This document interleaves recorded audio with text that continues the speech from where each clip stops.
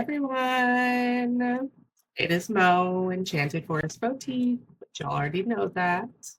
So, what we're going to go into in this YouTube is we're going to delve a little bit deeper into scrying with a black mirror or a mirror or an obsidian mirror. We're just going to talk about tips and tricks to open up the third eye chakra, make communication with spirit easier. So, yeah, let's get into it. If this is content that you find yourself liking and you're not already, please subscribe to my channel and also hit the like and drop a comment. Okay, so let's get into it. So, scrying is a very ancient form of being able to see into the future, past, or present. So, scrying has been used since Mesopotamian times. The ancient Egyptians used it, Greece, Aztecs, Native Americans. It has been being used for a very long time.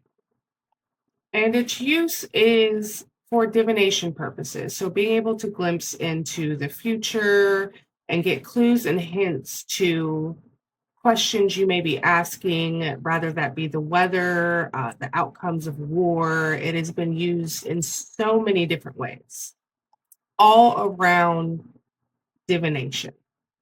So before we get too far into how to use a scrying mirror, let's talk about things you can do to prepare to scry.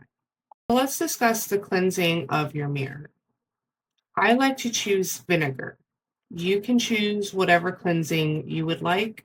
I choose vinegar because it starts you with a neutral slate. It cleanses it of both positive and negative energy, giving me something clear to work with so I can set the intentions completely, if that makes sense. And after I cleanse it with vinegar, you can use Florida water, moon water, the list goes on. Smoke. I use an incense. Now, there's a few incense you can use. It's up to your scent palette: copal, mugwort, mullein, dragon's blood, sandalwood, myrrh. The list goes on. Frankincense. All these strengthen your connection to spirit. I like to then start to actually, I wouldn't say cleanse it. I smoke infuse it with the metaphysical properties of the burning smoke and incense going into the air element is said to bring those messages to spirit, to the higher power, whatever you might believe in. Before actually getting into scrying, you want to ground yourself. You want to meditate. I know. Silence your mind. You mean meditate? I am amazing at meditating. I meditate so hard. I know my girlies with the ADHD don't want to hear this shit. You need to sit down and ground yourself and meditate. And visualization is very helpful for this. How about some visualization exercises?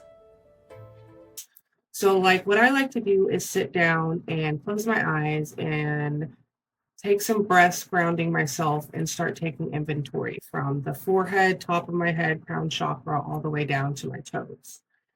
Take inventory of my body, and then I like to pretend that roots are growing out from under me and anchoring me into the ground.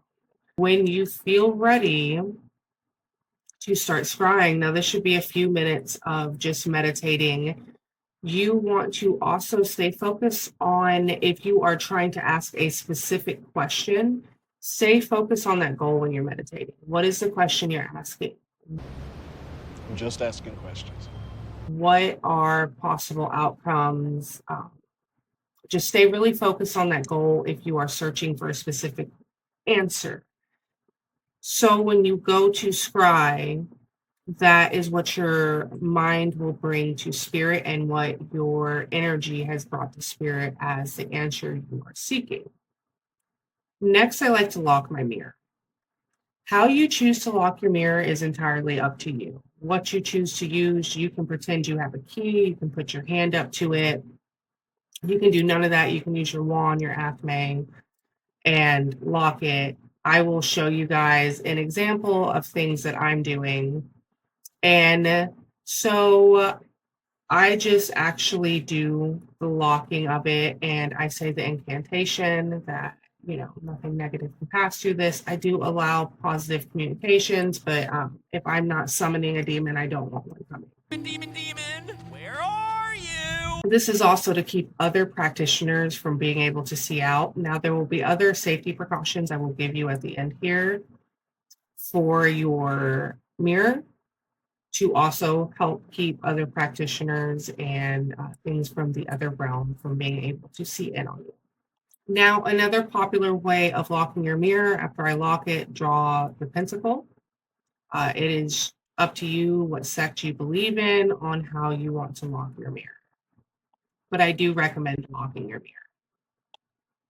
So, getting ready after you've been meditating for a while and been focusing on the goal and the reason you are scrying. So, when you are ready to scry, you want to give yourself a few moments and minutes to allow your brain to adjust to the darkness, the nothingness.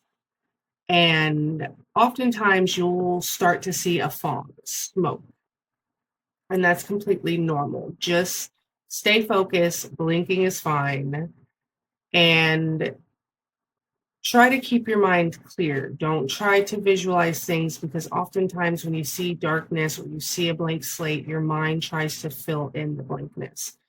Allow yourself to actually visualize and see when the smoke comes in, that's totally natural. Now, keep in mind the images you see aren't going to be directly like normally. I can't say can't always be this way. It's not going to be directly what you need to see. It's going to be an interpretation. So, some doves flying over a lake and a gator jumps out and grabs the dove. Like it's crazy shit, kind of like a dream. It doesn't fully make sense. It's open for interpretation. And those interpretations have specific meanings to you, just like dreams. So they will be different for you than it might be someone else. So this isn't something you're going to be able to look in a book.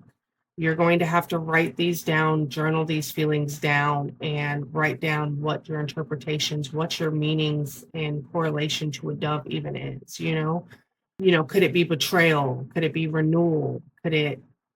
After being able to sit down and visualize, and keep in mind, you may not see anything the first time. And the more you stay focused on the mirror and sit there calmly, make sure you're comfortable, the more chance you have to visually start seeing things. And the more you bring yourself to your mirror, the better you're going to get at scrying.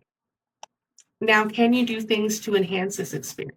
Absolutely. I like to take mushrooms, psychedelic mushrooms, usually microdose amounts, just enough to open that pathway and that connection and allow my brain to tap into sections of itself it normally wouldn't have access to. Now, if that's too far out and intense for you, no worries. I'm going to give you other herbs you can use in a tea infusion, or some of them you can smoke. So, passion flower, ashwagandha, blue lotus, mullein, cornflower, and catnip. These are all good options to help tap into that connection with spirit and open up that third eye chakra, allowing for the communication to flow easier and for you to be able to get images better. Now, when you are done with scrying, remember to ring your bell to signify the end of the communication with spirit. You are ending communication. And you can say an incantation or say aloud, I close the pathways to communication with the other realm as I speak now, so mote it be, anything along those lines. Like I literally just made that up on the spot. So now after ending communication, you want to take your altar cloth or some kind of cloth and cover your mirror. Specifically, if it's obsidian. Obsidian is the stone of truth, the stone of seeing. And as great as it is for protection, it can also give practitioners, spirits, demons access to you in your workspace. So, especially if you have an obsidian mirror, be covering that. I use one of my altar cloths and just cover it up and place it down. So, if it's just a mirror, locking it should be good enough, but you can also take that extra step and cover your mirror. If it's in your bedroom, cover it. Crystals you can use to enhance your practice and boost the communication would be purples and blues, but specifically the powerhouses that are lapis lazuli and amethyst. So, partnered together, lapis lazuli helps open that third eye chakra, as does amethyst. It also enables communication. It is very great for communication, helps with anxiety, helps with grounding. And it also has a boost for luck and prosperity, helping you be more successful to see the things that you were looking for. Paired with amethyst, you've got that psychic protection and protection on astral planes and dream protection. So they partner well together. It's always going to be the two I tell you to put together for divination. If you find that staring into the mirror and focusing is hard, you can try to do a form of candle scrying, kind of. So, what you're going to do is place a candle in front of your mirror, and you're going to stare at the mirror, looking at the reflection of the flame, and keep gazing into that until you receive messages or interpretations from the scrying session. I would get into more like some of the history and the uses throughout the history, but I am actually I am working on a podcast. And one of the episodes, we're going to deep delve into scrying mirrors, and we're going to go throughout not only its history and ancient uses, but also it's been mentioned quite a few times in the Bible and has been used by people like Queen Elizabeth. But we will get into that when the time comes. For now, I want to thank you so much for watching my channel. If it has been useful or helpful to you, please hit the subscribe button and like. If you have any questions that I didn't cover in this video, please drop them below in the comments and maybe I'll do a follow-up video or I'll just reply and answer.